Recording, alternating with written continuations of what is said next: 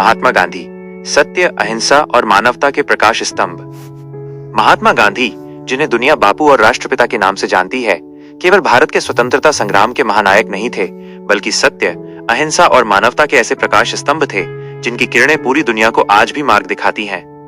उनका जीवन साधारण से असाधारण बनने की ऐसी कहानी है जो बताती है कि एक अकेला, निहत्था और शांत व्यक्ति भी पूरे साम्राज्य को हिला सकता है यदि उसके पास अडिग संकल्प, सत्य का बल और नैतिक साहस हो।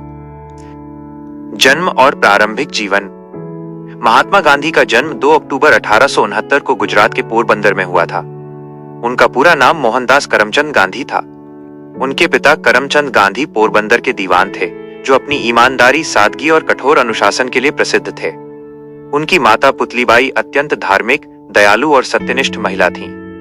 गांधी जी के व्यक्तित्व में सत्य, करुणा और संयम के जो बीज अंकुरित हुए, वे सबसे पहले उनकी माता के संस्कारों से ही मिले थे।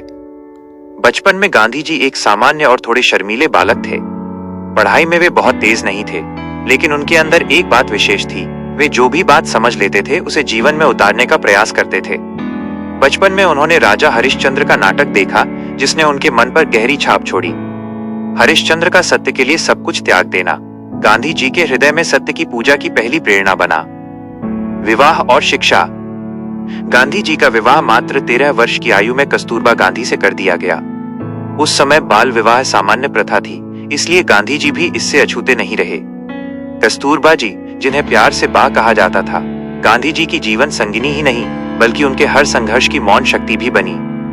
18 वर्ष की आयु में 1888 में गांधी जी कानून की पढ़ाई करने के लिए इंग्लैंड चले गए।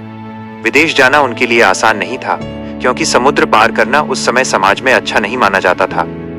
परंतु परिवार के समर्थन और अपने लक्ष्य के प्रति दृढ़ता के कारण वे इंग्लैंड पहुंचे। वहां के 3 वर्षों के जीवन ने उन्हें कई अनुभव दिए।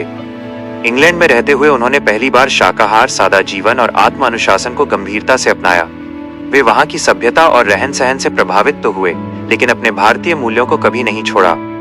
1891 में वे बैरिस्टर बनकर भारत लौटे, लेकिन भारत में शुरुआती वकालत उनके लिए सफल नहीं रही। कोर्ट में बोलते समय वे घबरा जाते थे, तर्क ठीक से नहीं रख पाते थे और भीड़ भाड़ में असहज महसूस करते थे। यह वो समय था जब उन्हें पहली बार लगा कि जीवन केवल किताबों के ज्ञान से नहीं, बल्कि आत्मविश्वास और व्यवहारिक अनुभव से बनता है। दक्षिण अफ्रीका और जीवन का मोड़। 1893 में एक भारतीय व्यापारी के मुकदमे की पैरवी के लिए गांधी जी दक्षिण अफ्रीका गए। यह यात्रा उनके जीवन का सबसे बड़ा मोड़ साबित हुई। दक्षिण अफ्रीका में रंगभेद अपने चरम पर था। वहां भारतीयों और अश्वेत लोगों को अत्यंत हीन दृष्टि से देखा जाता था। एक बार ट्रेन में प्रथम श्रेणी का वैध टिकट होने के बावजूद उन्हें केवल भारतीय होने के कारण बाहर धकेल दिया गया।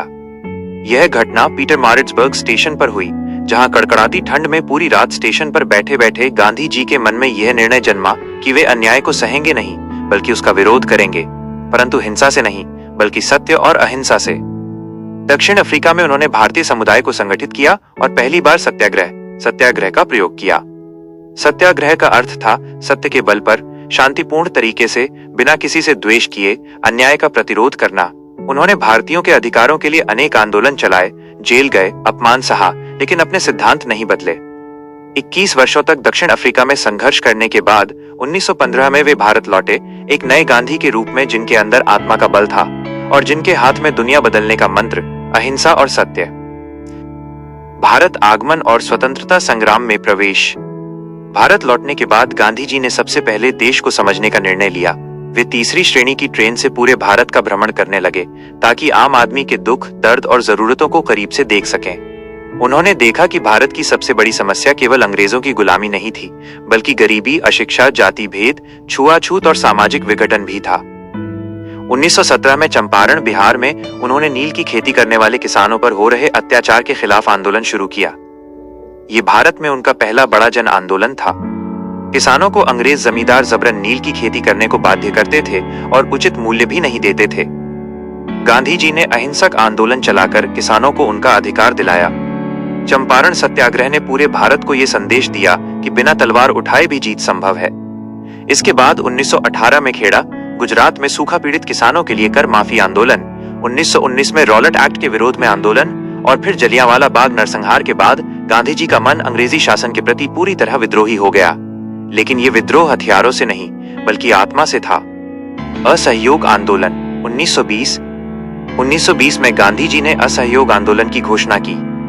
उन्होंने देशवासियों से अपील की कि वे अंग्रेजी सरकार से हर प्रकार का सहयोग वापस ले लें। सरकारी नौकरी, अदालत, स्कूल, कॉलेज, विदेशी कपड़े, अंग्रेजी सामान, सबका बहिष्कार किया जाए। देश में पहली बार करोड़ों लोग एक साथ किसी आंदोलन में जुड़े।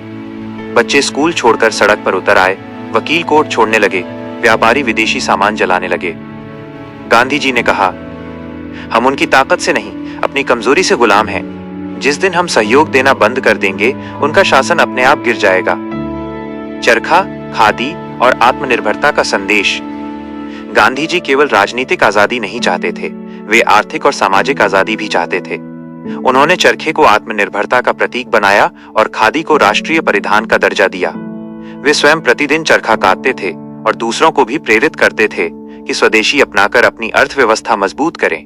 उनका मानना था कि असली स्वतंत्रता वो है जहां अंतिम व्यक्ति भी अपने परिश्रम से सम्मानपूर्वक जी सके। नमक सत्याग्रह और दांडी यात्रा 1930 में अंग्रेजी सरकार ने नमक पर भारी कर लगा रखा था। समुद्र के किनारे रहने वाला व्यक्ति भी नमक नहीं बना सकता था बिना टैक्स दिए। गांधी जी ने इसे सबसे अमानवीय कानून कहा और 12 मार्च 1930 को साबरमती आश्रम से 78 स्वयंसेवकों के साथ 388 किलोमीटर की ऐतिहासिक दांडी यात्रा शुरू की। रास्ते में हजारों फिर लाखों लोग जुड़ते गए। 24 दिनों तक पैदल चलकर 6 अप्रैल 1930 को दांडी समुद्र तट पर उन्होंने स्वयं नमक बनाकर कानून तोड़ा। यह एक चुटकी नमक नहीं था, यह अंग्रेजी साम्राज्य की ताबूत में पहली कील थी। दांडी यात्रा दुनिया के इतिहास में अहिंसक प्रतिरोध की सबसे शक्तिशाली घटना मानी जाती है। इसके बाद पूरे देश में नमक बनाया जाने लगा और लाखों लोग जेल गए, स्वयं गांधी जी भी गिरफ्तार हुए। भारत छोड़ो आंदोलन 1942।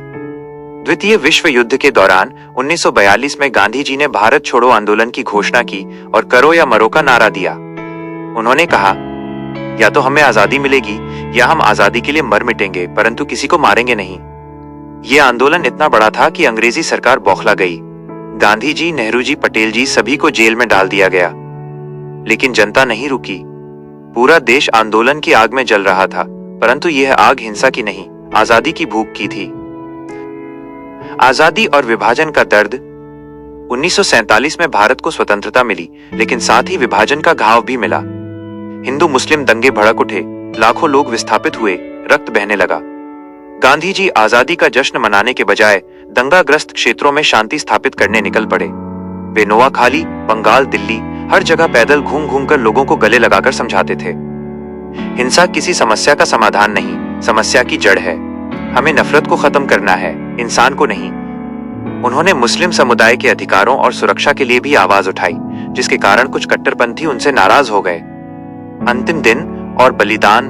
30 जनवरी 1948 की शाम, जब गांधी जी दिल्ली में बिड़ला हाउस में प्रार्थना सभा के लिए जा रहे थे, नाथूराम गोडसे ने गोली मारकर उनकी हत्या कर दी। बापू के अंतिम शब्द थे, हे राम। उनकी मृत्यु से पूरा विश्व स्तब्ध था।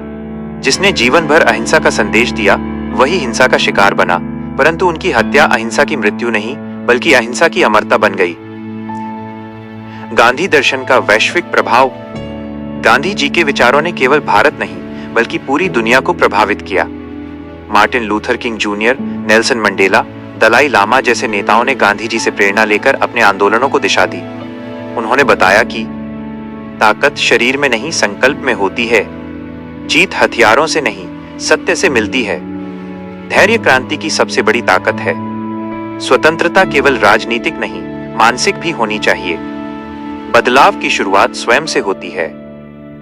गांधी जी के जीवन से 5 सबसे बड़े सबक। 1. सत्य से बड़ा कोई शस्त्र नहीं। 2. अहिंसा कमजोरों का नहीं, सबसे शक्तिशाली का गुण है। 3. धैर्य क्रांति की सबसे बड़ी ताकत है। 4. स्वतंत्रता केवल राजनीतिक नहीं, मानसिक भी होनी चाहिए। 5. जो बदलाव तुम दुनिया में देखना चाहते हो, पहले वो खुद बनो। गांधी जी का जीवन ये प्रमाण है कि साधारण व्यक्ति भी असाधारण इतिहास रच सकता है, यदि वो अपने विचारों और कर्मों में एक रूप हो। उन्होंने कहा था, पहले वे आपको नजरअंदाज करेंगे, फिर हंसेंगे, फिर लड़ेंगे और अंत में आप जीत जाएंगे। और यही हुआ। एक दुबला पतला, चश्माधारी, चरखा काटने वाला व्यक्ति बिना तलवार उठाए केवल सत्य और अहिंसा के बल पर दुनिया के सबसे बड़े साम्राज्य से जीत गया। आज गांधी जी हमारे बीच नहीं है, लेकिन उनका दर्शन, उनके आदर्श और उनकी आवाज आज भी हवा में गूंजती है। अहिंसा परमो धर्मः। सत्य, प्रेम और शांति की ये गूंज कभी समाप्त नहीं हो सकती। अगर आपको इस वीडियो में 1% भी सीखने को मिला है तो इस चैनल को सब्सक्राइब करें ताकि इस तरीके का वीडियो आपको हमेशा मिलता रहे।